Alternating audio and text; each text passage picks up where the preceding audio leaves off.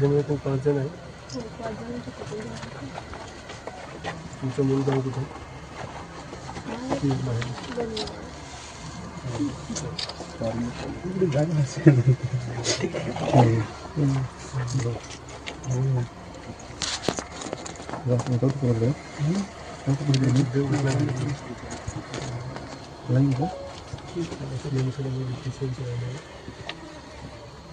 दुःख व्यक्त करायला सांगायला पाठवलं नाही. मला हे कळालं की इकडे पहिल्यांदा मी याच्या आधी सुद्धा बिबट्या दर दिवशी दिसत आहे.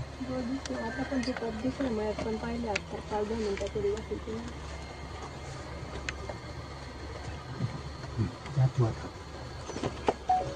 बुद्धिम घटना झाली असं कुठे माझ्यामध्ये जेवढे बघतो ते सर्व लोकांनी दुसऱ्या ठिकाणी घालून पुण्याच्या बाहेर तर ते पाठी येतातच नव्हतं. ते आपण तिकडून पुण्यातून बाहेर काढण्यात आलं. त्याला जवळ जूमध्ये ठेवलं.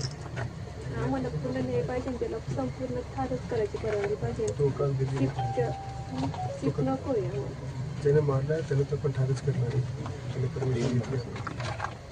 आमच्या बाळावाद आमच्या पोट जवळ गेले आमची बोलायची टेन्शन नाही ते काही एक शब्द सुद्धा तरी पण मी थोडं बोलते.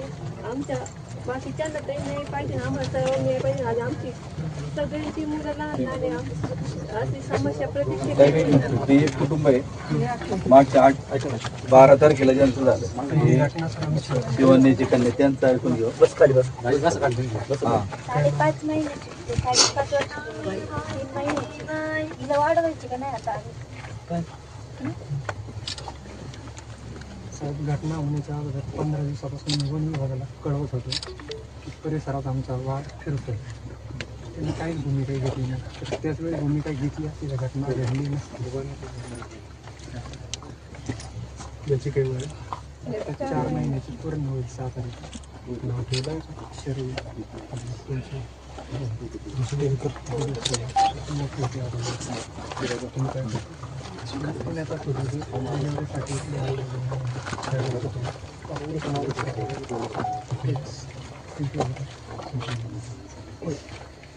शेत कुठे शेत आहे.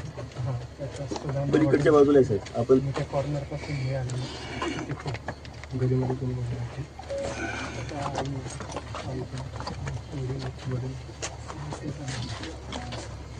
आमचं पण असं की सगळे शेतामध्ये मी बघितलं सर्व भागामध्ये सर्वात शेतामध्ये पण राहायचं कसं आम्ही हा प्रश्न पडलाय ना आता.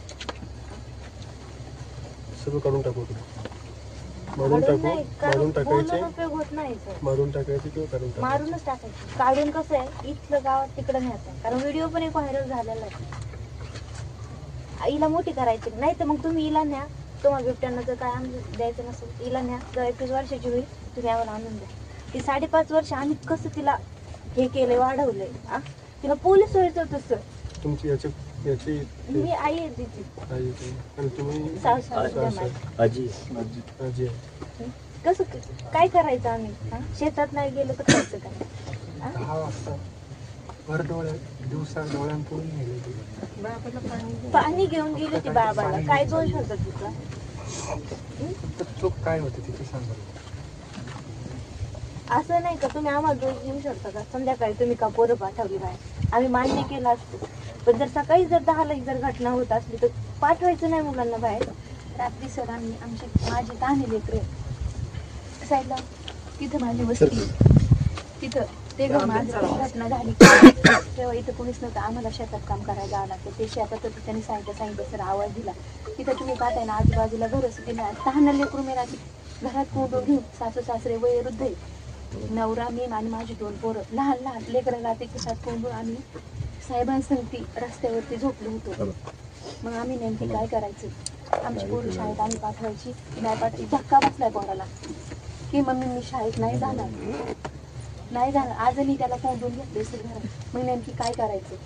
एक रोज मी वाहक पाहते सर रोज वाहक पाहते. एक 4-8 दिवसापूर्वी मी स्वतः वाहक पकडला. माझ्या मिस्टरांना मी घेऊन पाठवलं.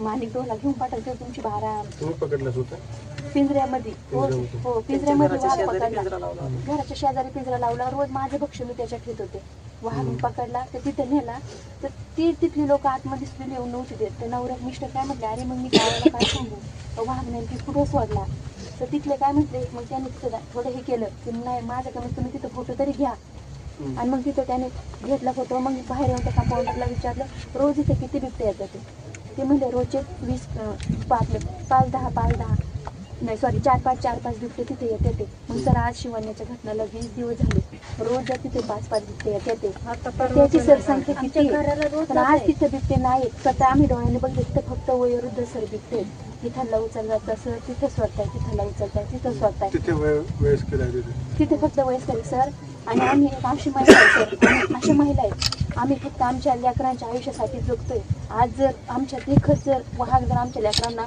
उचलतोय तर सर आमचं जगून सुद्धा कुणासाठी जगू आम्ही हा पण एक प्रश्न आहे सर आमच्या डोळ्यासमोर जर आमचं लेकरू उचलतंय आम्ही ओढितोय सर त्याला तर सर ते आमच्यावर होते काय तुम्ही तर खूप बहादुरी दाखवली की स्वतः पकडून तुम्ही त्या कृतीपर्यंत घेऊन गेले.